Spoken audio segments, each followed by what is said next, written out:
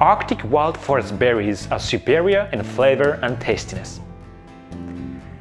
They are also packed with vitamins, polyphenols, and essential micronutrients. When fresh berries are not available, you can use dried berry products in your favorite recipes. They retain the same healthy components without losing their amazing taste. I will now make a berry smoothie.